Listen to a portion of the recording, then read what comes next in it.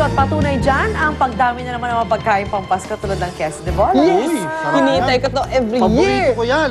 Queso de bola. Ikaw breakfast. din. Oo naman. Eh, saan ba galing ang kesong pamasko at bakit balot na bulot yan dun sa pulang wax? Okay. Arn, gusto mo ba Arn? malaman? Yan ang trivia natin. Yes, gusto ko malaman. Yes, let's go. Watch this. Tuwing Pasko, isa sa mga inihahanda sa Noche Buena ay ang mapula at bilugang queso de bola. Sa ibang bansa, mas kilala ito sa tawag na Edam cheese na ang origin ay mula sa Holland.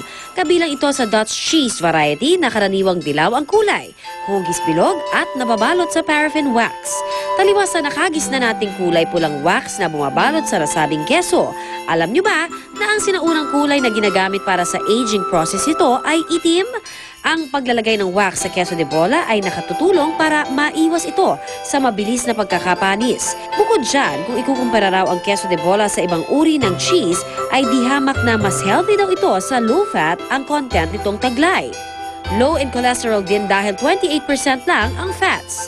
Ayon sa mga food expert, best paired ang kesong ito sa mga prutas gaya ng melon, peach, apricot, cherries at apple. Okay itong pang-diet dahil masarap itong i-partner sa crackers at tinapay. Ang iba naman, ginagawa itong pulutan dahil sa match daw ito sa iba't ibang alak gaya ng French grape wine na Pinot Noir at Chardonnay. Pero sa mga Pinoy, ang kesong bilog na ito ay masarap kainin kasama ng hamon. Yan ang masarap na queso de bola, ang bagay na kukumpleto ng inyong Noche Buena ngayong Pasko.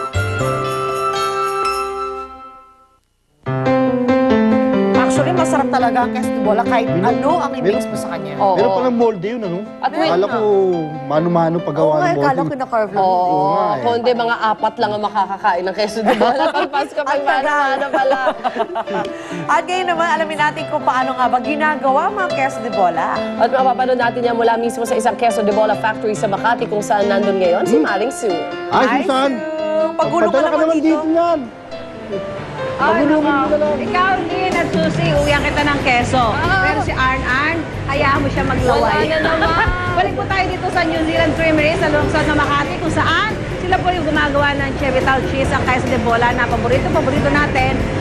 Pag holidays, lalo na pagka-Pasko, syempre 50 taon na ho sila sa negosyo, kaya naman talagang master na master. Eto, paano ang paggawa ng kanila masarap na keso? Eto po, yung bloke-bloke ho ng keso from New Zealand, yung fresh cheese from New Zealand, inilalagay ho nila doon sa grating machine. Ayan, para po maging maliit na mga pira-piraso sila.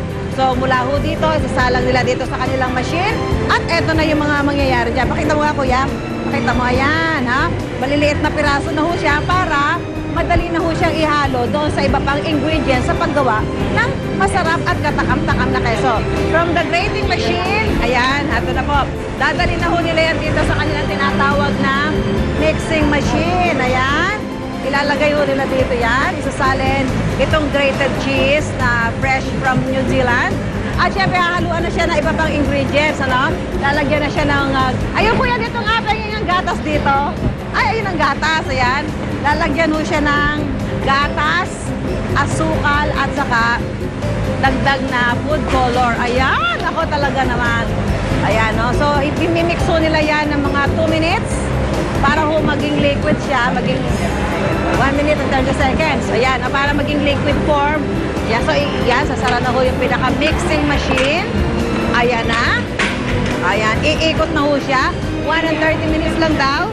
At pagkatapos ho niya, mula sa mixing machine, syempre magiging liquid form na po yung mga pinaghalo-halo ingredients, yung fresh cheese, gatas, asukal, at saka yung food color. And then, pag na-liquid na ho siya, ilalagay na ho siya dito sa isang container na may tube. Ito, nakikita ho nila, may tube po yan para madali nila mailalagay doon sa hulmahan. And then from the, ayan, asa meron bang may laman, te? Ayun, wala may. Asan yung may laman? Merong may laman. Ayun, pakita natin yung may laman. Ito na. Di ba, na liquid form na ho siya. So, ito na. At, di ba, ilalagay ho para ho, mas madaling isalin doon sa hulmahan kung anong klase ba. Bilog, rectangle, ayan. Pakita mo nga. Ate, paglagay ka nga. Ayan, pakita mo. Ayan, saya, mainit pa siya. Siyempre, galing ho siya sa mixing machine. Ilalagay na dyan sa hulmahan na may tube para pag nila ay rectangle or kaya naman queso de bola, napakadali ho siya ilalagay doon. So, doon ho ay mga 24 hours ho siyang patitigasin para ho ready na siya for distribution sa mga supermarket. Siyempre, handa na ho natin. This holiday season talagang kailangan meron tayong keso pagka ganitong mga okasyon. So, mamaya, papakita naman ho namin sa inyo paano ba yung ating keso de bola, no? Diba, meron siya kulay red na wax. Paano ho ba inilalagay yan? At siyempre, meron pa tayong mga bonus, yung mga recipe na ginagamitan ng masarap na keso. Lahat po yan, babalik po ang unang hirit.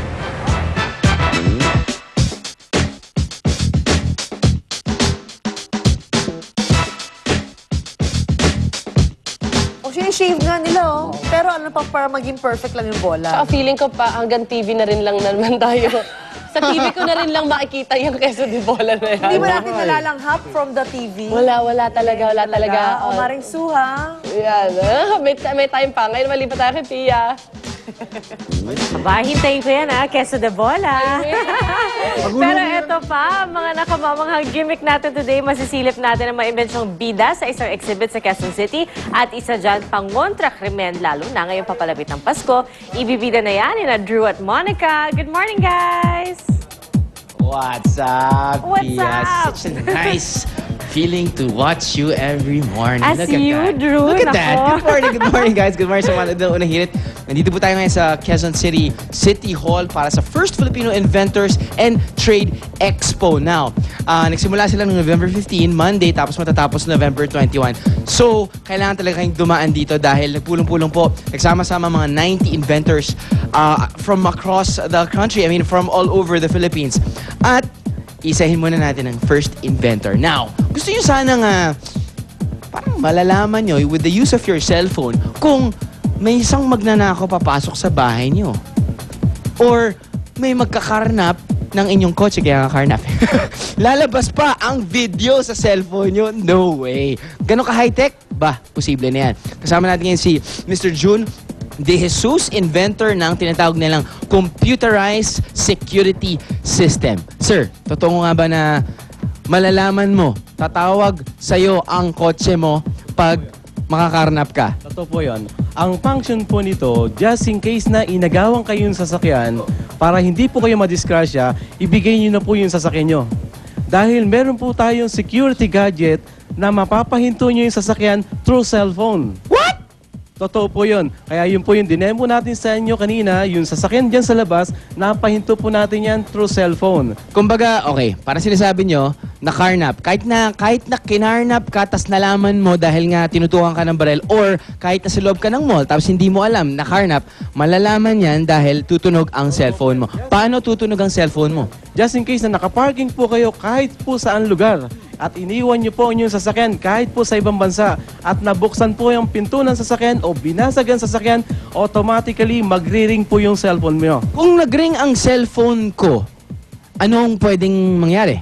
Pwede nyo po siyang i-answer upang madinig nyo yung conversation sa loob ng sasakyan. At hindi lang po ngayon, meron po tayong optional, meron po itong video recording camera. Just in case na iniwanan ng karnap pero yung sasakyan, meron siyang maiiwan doon. Makikita dun sa audio-video yung sarili niyang itsura. So, kumbaga, ebidensya na siya yung nagnakaw at katulad na sinabi mo, through the use of the cellphone, pwedeng mamatay yung makina ng kotse. Totoo po yun. At yung video po na yun po yung gagamitin nating investigasyon upang mabilis po ang resulta ng anti-carnapping dito po sa ating bansa. Alam mo, nakita ko yan kanina, very effective yan. Magkano? Ay, malalaman nyo lang, pumunta lang kayo dito. Anyway, mula sa isang invention, punta naman tayo kay Monica sa isa pa naman. Mon, go! Stig. Amazing naman yung security system na yan. Well, speaking of amazing, isa pang amazing na invention na nandito sa akin tabi. Ito nga yung tinatawag nila na Eco Jeepney. Eco dahil ang ginagamit po nila para